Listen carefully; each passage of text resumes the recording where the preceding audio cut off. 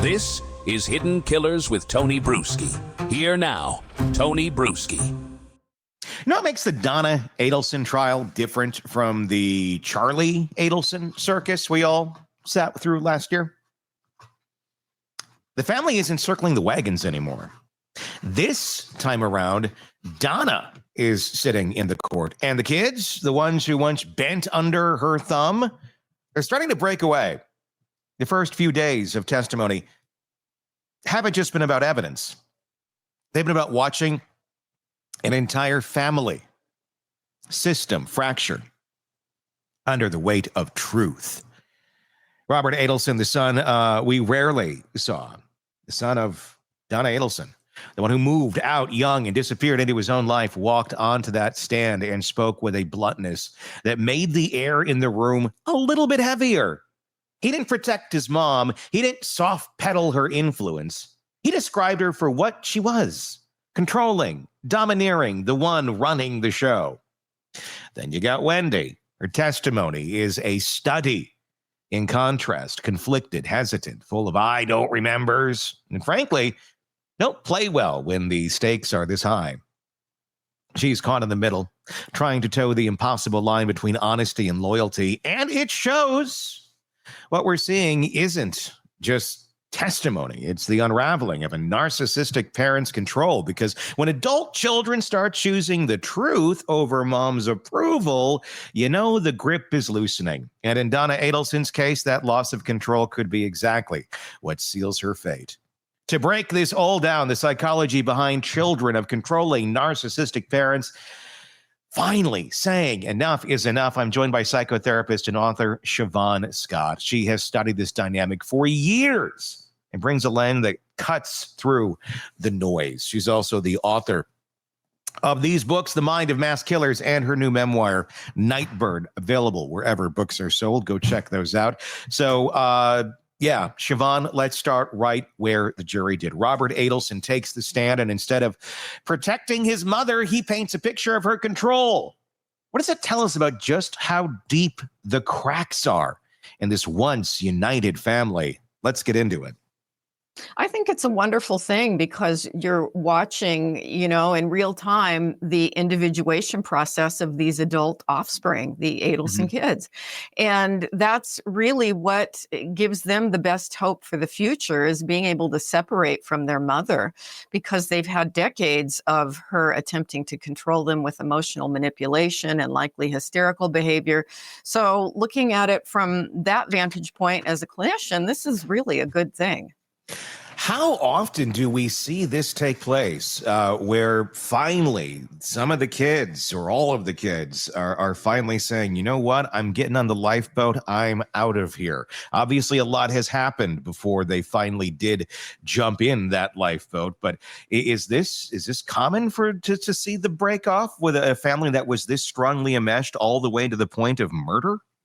It varies. Often, if there are multiple kids in the family, you'll find one or two that differentiate themselves from the family and separate, and often then move far away and don't want anything to do with the parent, or at least have lots of distance. But it's also common to have one that stays very enmeshed and always is the caregiver.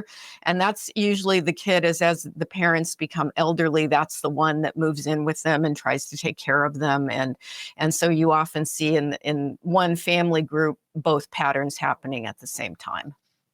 The fun part is, I think the one that's going to be moving in with Donna is going to be named Big Bertha, and she will do nice things for you for extra packs of Pall Malls. So I don't think it's going to be Wendy or anybody helping Donna the way this trial is going so far. I want to talk about Robert. He's the oldest. He's the one that we haven't seen a whole lot. We knew Charlie, we knew Wendy, we knew Robert existed, but we haven't seen a whole lot from him. He's the one who was the oldest, I believe, 3 to 4 years, a bit older than Charlie. And very early on at 18, he moved out, started his life and pretty much never looked back, never came back, moved far away from Florida, and mom and dad and the brother and the sister ended up in New York as the ENT, where he is practicing now, and has certainly kept a distance. When it comes to an enmeshed family like this, is there a certain dynamic that we see with different order of children from the oldest to the youngest in terms of how they are affected by an individual like a Donna and her controlling ways? I don't think there's anything that we've been able to identify as far as birth order. It can vary wildly just depending on the individuals, because everybody's got a different personality, and even if they were raised in the same home with the same parents, people can end up with very opposite personalities and life paths. Robert has really not shone away on the stand from calling Donna what he's observed. He hasn't been playing Wendy. We'll talk about Wendy in a little bit. Wendy's the I don't remember.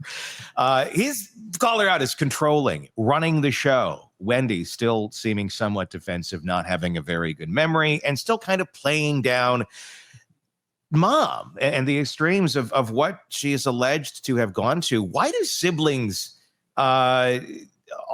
differ so much in some of this? Wendy still seeming defensive. Why do they diverge so sharply in how they handle a narcissistic parent?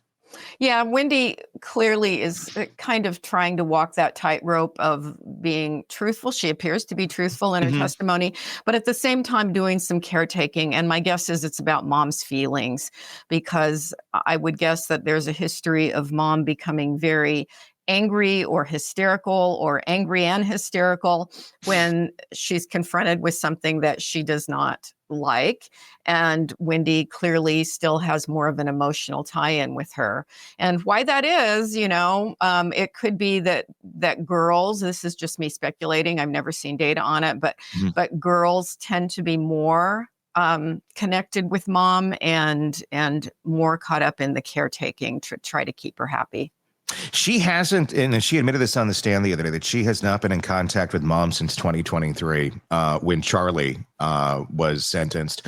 Apparently, she was very upset, distraught, disappointed that Wendy did not take more of her brother's side and kind of toe the family line. And after that, they have not spoken, according to Wendy.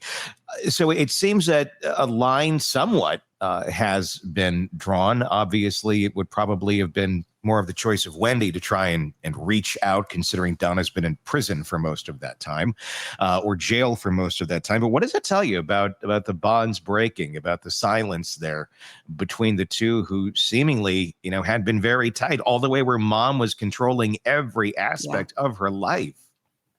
Yeah, I was raised my eyebrows at picking out potential dates for her, making a dating profile on a dating app. I mean, yeah, this is extreme enmeshment. So it took a murder for Wendy to wake up and have this process of distancing start, but it's really a good thing. What do you, when we look at the character of Wendy, and I'm still kind of stuck. I don't know. I teeter both ways on, did she know something? Did she not know something? Or what did she know? And what is that something? Because you go one step into the onion on this case, then there's 50 other layers to peel back and 50 other directions it could go. But I do wonder if Wendy had knowledge of what was going to happen, or if she is someone who knew her family was up to something, but it was going to happen regardless of what she said, yay or nay. They were going to do what they were going to do. What's your take on Wendy this round, now that we've seen more of her testimony and testimony of some of the siblings and the boyfriend?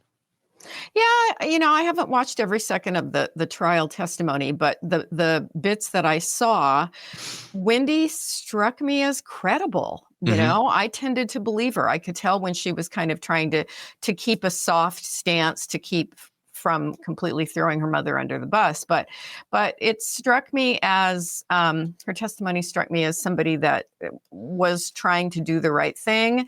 She seemed genuine. She's obviously an intelligent person, and she can read the room and tell what's going down here. I don't think it's looking good for Donna.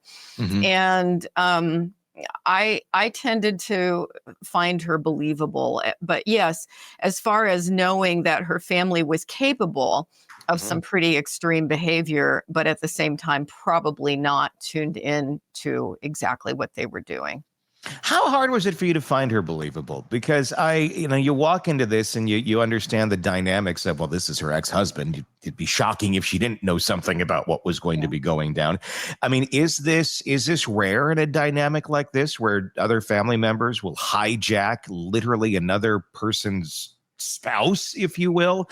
Because beforehand there was all this control of, well, let's offer him this money, let's do this, let's do that, to try and control him. All outside of Wendy's purview. It was just, well, we're going to do this, and I know I don't want to, but they did it no matter what.